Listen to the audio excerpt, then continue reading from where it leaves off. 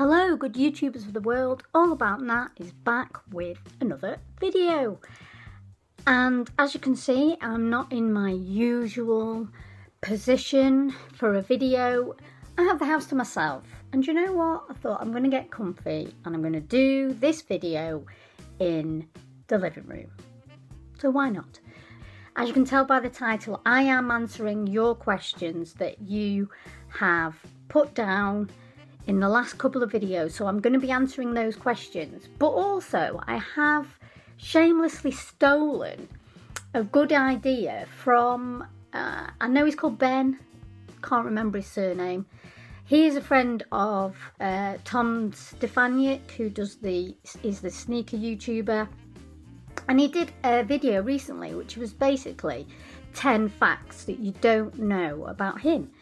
And I thought, you know what, that's a good idea. It's a good idea for you guys to get to know me better. Although I'm not like your average YouTuber, streetwear YouTuber, should I say, that doesn't kind of talk realistically about stuff. I have mentioned my mental health problems, etc, etc. But there are things that you probably don't know about me. Some good, some not so good. But if you have been watching my videos from the very beginning, or you've been subbed to my channel from the very beginning, some of these things you will actually know. But there'll definitely be some stuff in there that you don't know. So it'll be interesting anyway. So stay tuned for all that. Right, without further ado, because we've got quite a lot to get into, let's get into it. Okay, so I am going to answer your questions first of all. Now, there are quite a few questions in here, I may add, by two people. So I just thought I'm going to answer these questions from you guys because you have asked me more than one. So the first lot of questions comes from Bruno Soares. I'm really sorry, I can't pronounce your name, so I do apologise for that. But anyway, he says, are you happy with the current Supreme situation? For example, bots, resellers, designs, collabs, gaining popularity, more stores in the future. In terms of the more stores in the future, really not bothered. I know people who buy Supreme to, you know, resell solely will not be happy by that. For me personally, I really don't care, not bothered. The bots thing really annoys me, and I have to say I cannot believe in this day and age that bots have not been combated. You know, it is crazy, and it seems to be getting worse, to be honest with you. Obviously it exists in the sneaker game as well. And not just Supreme, you know, it's all of the different brands. And I think in a way the only way to combat it is mass produce. Now that wouldn't bother me either, because the fact that I like something isn't determined by whether it's limited or not. You know, I like it and I like it, and that's it. Really not bothered. So I hope that answers your question. Designs in collaborations, yeah, I love it. I love what they're doing. I love that they use smaller artists. It's not all about the mainstream. It's not all about the big artists. They kind of do what they want, and I like that about them. Don't always agree with everything, and I don't always like everything they do. For some reason, and Jacob Starr noted this the other day, if you don't like something of Supreme, you get such ridiculous messages of hate. It's all about opinions, guys. Chill out is what I would say. Chill out. So yeah, that is that. I hope that answers that question. How long will the hype live on? How long will the reselling be profitable? In terms of how long the hype will live on, how long is a piece of string? Basically. Reselling, I think, is already showing signs of being on the wane a little bit.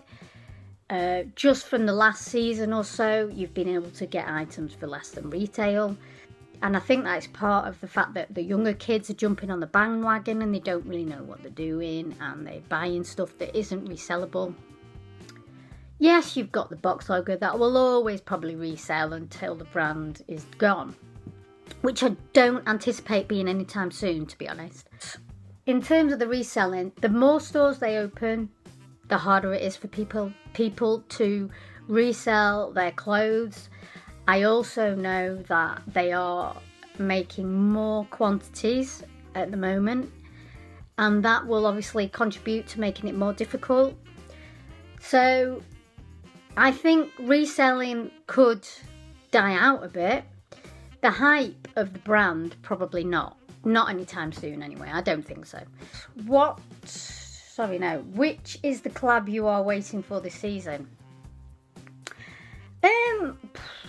To be honest with you, I'm not particularly waiting for any at the moment. I'm just sort of waiting to see what comes out, really. It'd be brilliant if they did like a Naughty by Nature collaboration. Oh, and I've mentioned it before, like Stash collaboration. Oh, that'd be brilliant as well.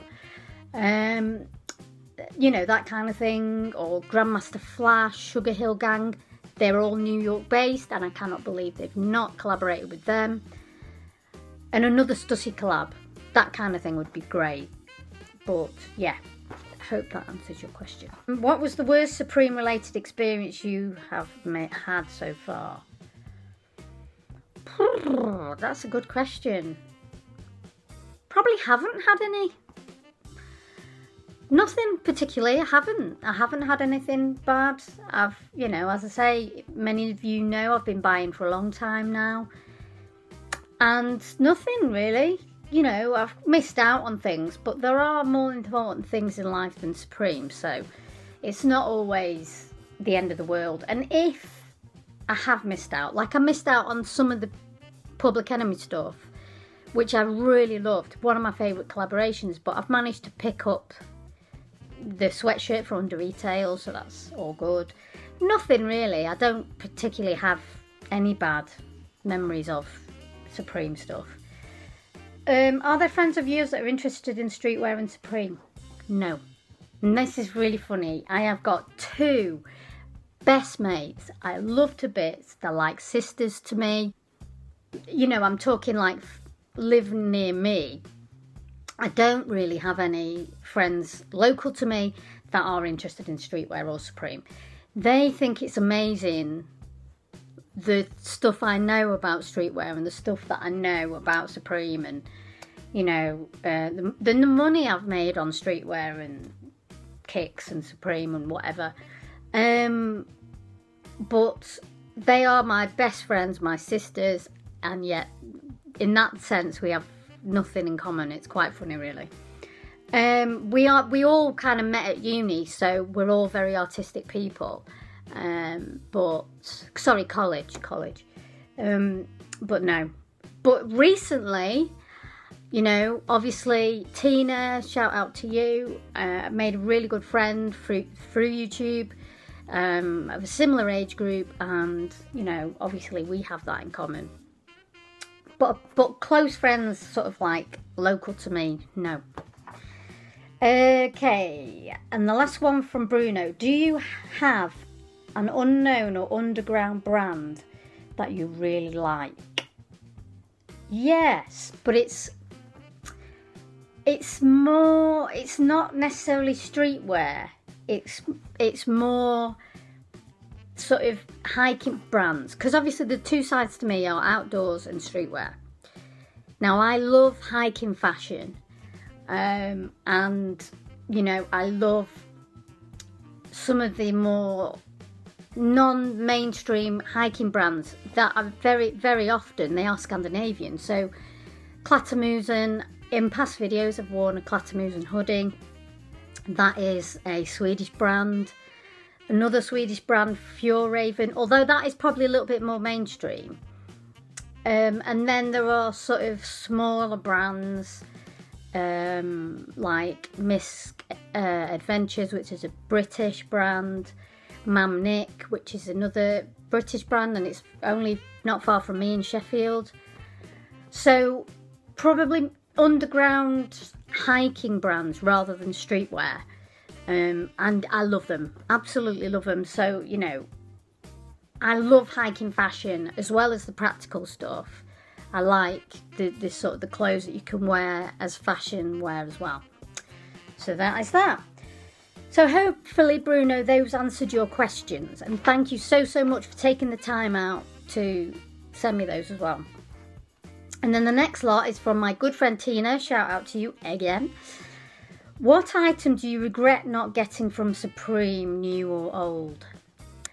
Probably, I know I didn't buy the Barbara Kruger around the time that was sold, actually. So going back to your original question, the Barbara Kruger t-shirt, and now that is worth an absolute fortune. But that's not why I was buying Supreme back then.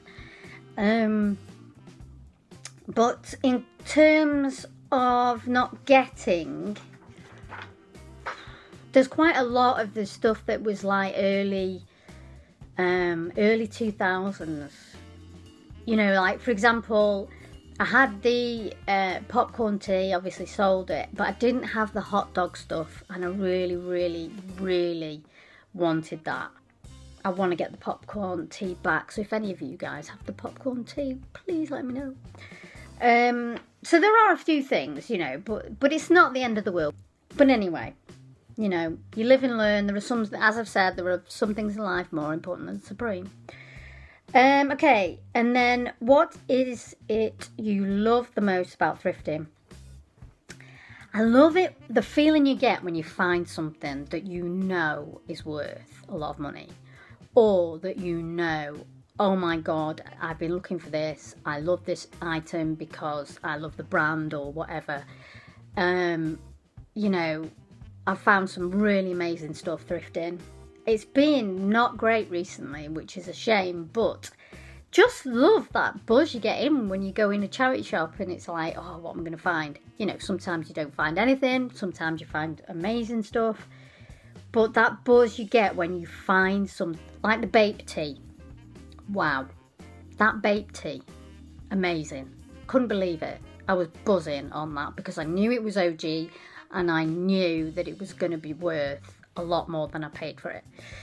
So yeah, that buzz you get really. What's your favourite thing you found thrifting? The favourite thing that I found was a Levi's shirt that I think I showed you, which I kept for myself. It was so nice, that Levi's shirt.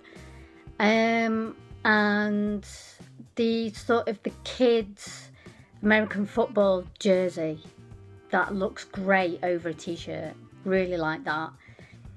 And probably the Nike, that was a Nike jersey, but probably the Nike jackets. I found some late 90s Nike jackets, which I've sold on, but it's so good when you find some, you know, vintage Nike. I love that. And then why do you love Supreme and Nike so much? It's a really good question, that. For Supreme, it's what Supreme meant back in the day. Forget what's going on now with the hype beasts, the kids, the reselling, blah, blah, blah.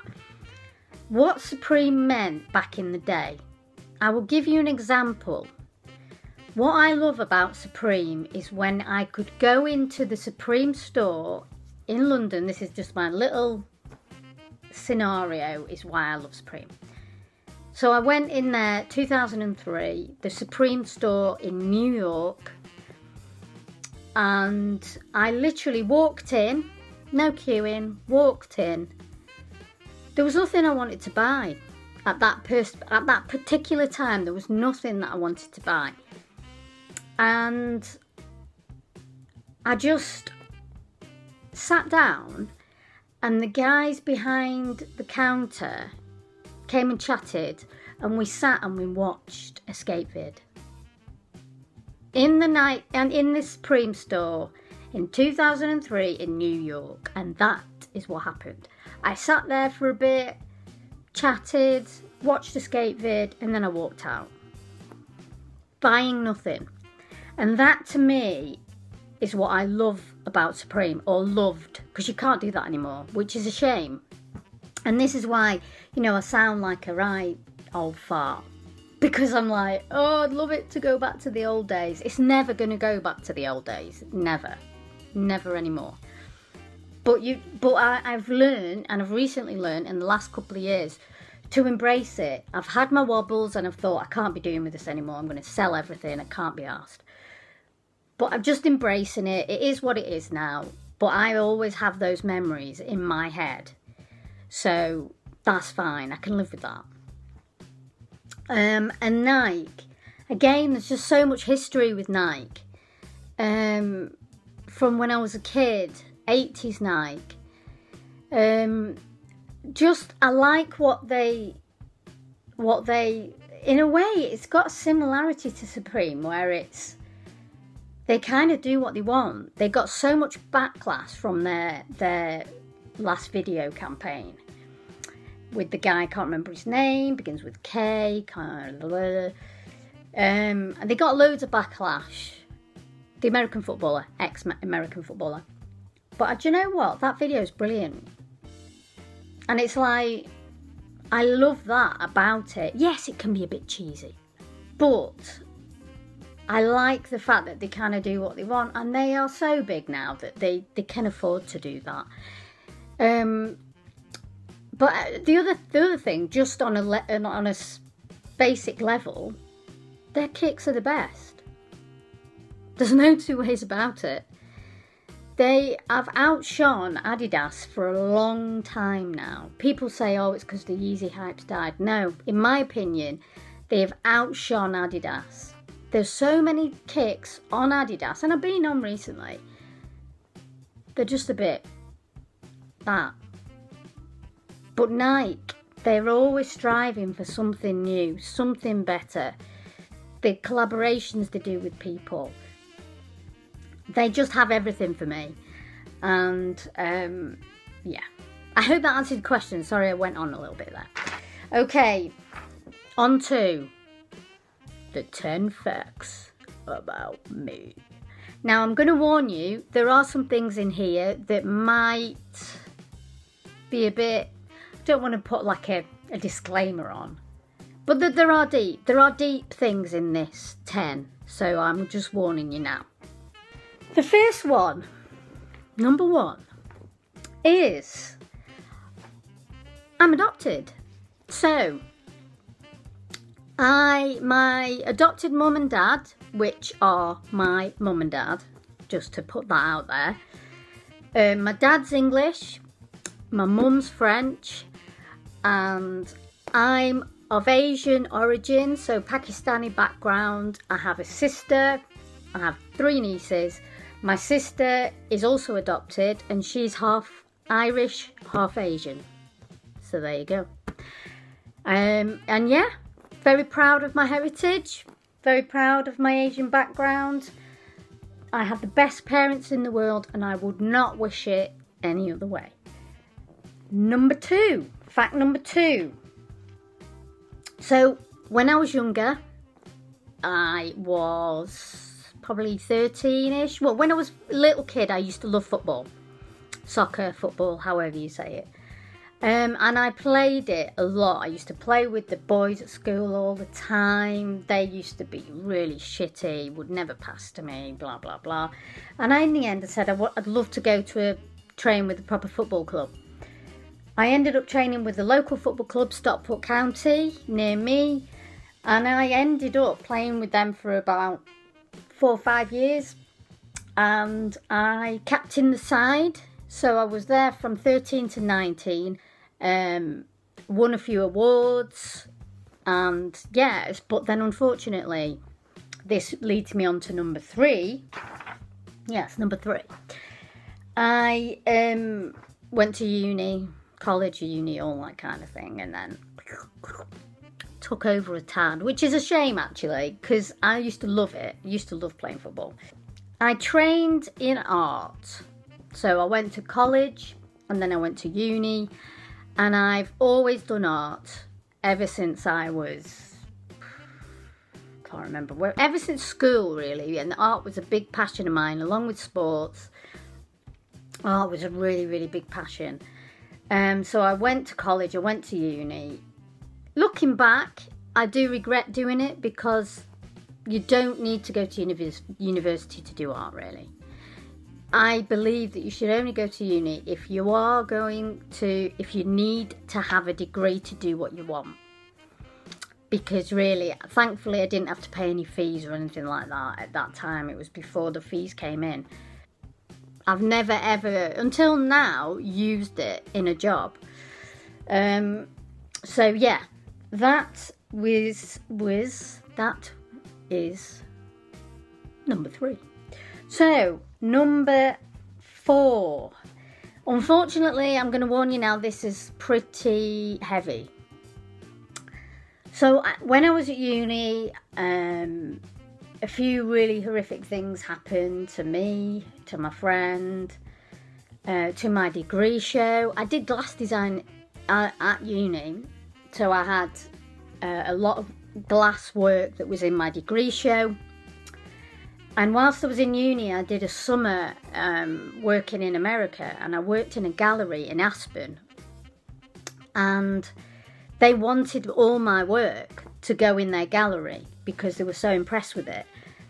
And it was probably going to make me a few £1,000s, to be honest. And as a kid back then, that's a lot of money. I mean, it's a lot of money now, don't get me wrong. But back then, that was quite a big deal, really. So anyway, I did have a really, really bad time. Unfortunately, I was raped when I was 21. I kind of went off the rails. I went back to America, kind of on a bit of a AWOL thing. Just kind of lost my head a bit. It was a horrendous, horrendous situation. And I lived in America. I will kind of go on to this in a second. But I lived in America for kind of, actually, I'll just say it's America and what happened is kind of 4 and 5 in one, actually. I will just say 4 and 5 in one. So I went back after doing my my summer there, and when I graduated, and I did go a bit, lost my head a bit after all that. And I went back for 6 months. I was in masses of denial, really, really kind of went under a little bit. And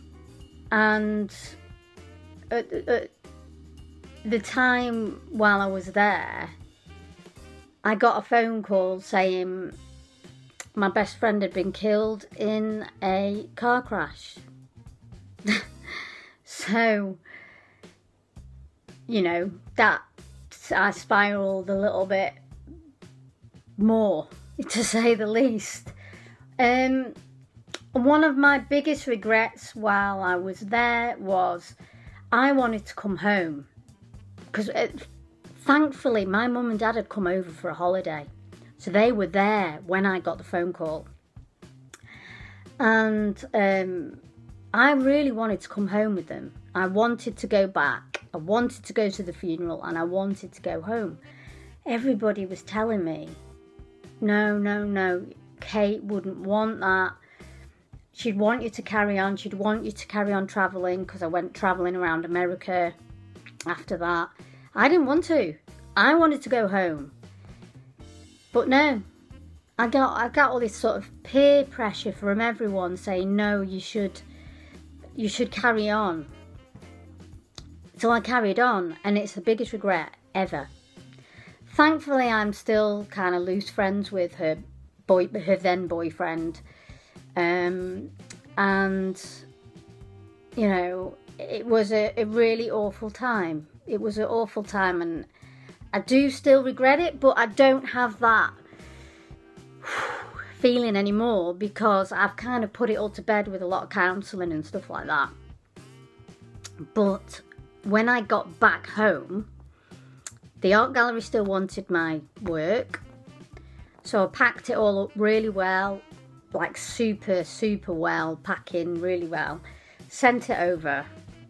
Within a couple of days, I got a phone call from Kate's mum, my friend who died. Her dad, a couple of years back, had been diagnosed with cancer. She was absolutely broken by it. But Kate dying in such tragic circumstances and so shocking, basically made him go downhill at a fast rate. So within 3 months, Kate's mum had lost her husband and her daughter. So that happened. And then a few days later, I got a phone call from the gallery in Aspen saying, I'm so sorry to tell you, but your work has arrived, totally crushed. And I was, could anything else go wrong in this past year? So I had a bit of a breakdown after that. Everything all at once. It was horrific.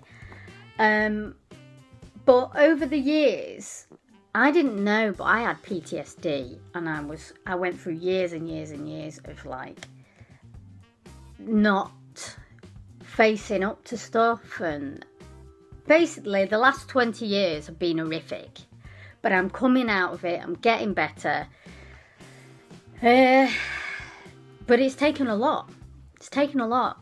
And just to let anybody out there who is having problems like that, if anybody wants to talk to me about anything, then please DM me, because I got to the point where I'd got so bad that I attempted suicide, which, you know, kind of prompted everything to a head, really. But anyway, that is that. That is number 5. 4 and 5. 6. So obviously, as you know, I had mental health problems for around 20 years. Then had a lot of problems within jobs and people sort of making your life a misery. And I think that culminated was a culmination of everything, was the PTSD and people not really getting me or feeling like they got me, you know, and feeling like you're a fish out of water, you know. But obviously I've had a lot of physical problems as well, as you know. I've touched on it recently. What I thought was arthritis, which now could be rheumatoid arthritis or fibromyalgia. Fun. So that's that. It's just getting better, isn't it? It's just getting better. Okay, so number 7. This is a lighter note. So I love my sports. I love football. I love cycling. I love athletics. I love particularly the Olympics. I love sport, and I always have done since I was a kid. Sport's great. Love watching it. I love doing it. Obviously not anymore, but I love doing different sports. So that is number 7. Number 8. I used to have a classic Mini car. Yes, a classic. The first Minis. I love Minis. If I was to win a lot of money, I would get a classic Mini and I would spruce it up. Forget your Lambos and your Ferraris and all that.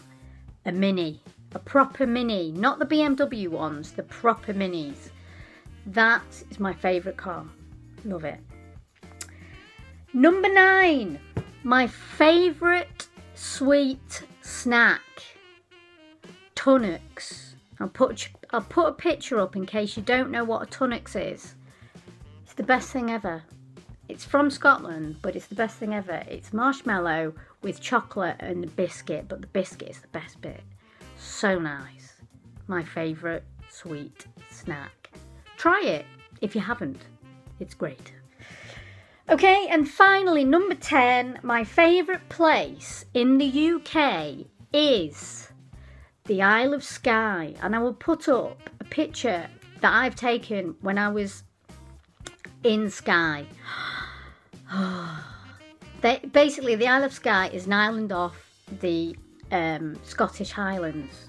Oh, it's just the best place. I would happily live there. As long as I've got the internet, I could easily live there. It's just brilliant. Now I know people, I know this has gone on a bit, this video, but I hope you've enjoyed it, in that I hope you found out a little bit more about me. I hope that you liked the answers from the Supreme questions, streetwear questions, and I hope that I've not depressed you. Because I know that, there were some deep things in there, but life is not all about going to Gucci and spending thousands. There is real life stuff going on out there. Yes, I'm a YouTuber, and yes, I do the unboxings and I do this and I do that. But my channel started off in a kind of a mental health way, and it still is, and I still maintain to this day it's important for people to highlight that. If you go back on Gaming Guy's channel earlier on, he's had his problems. In fact, Jacob Starr has had his problems. Obviously, Preem Population, Sleepy and Alex, they've had their problems. So life isn't all about spending lots of money and laughter and joy.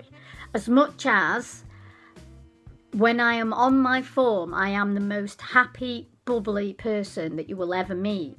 We all have our issues, is what I'm trying to say. So I hope you enjoyed it. I hope that you can take something from this. And I hope your questions were answered as well as I possibly could. And if you have anything, any comments, whatever, please comment them down below. Be kind, obviously. And yeah, please subscribe if you're not already. Please like, please share, and all about that. We'll see you on the next one. Keep it real, guys.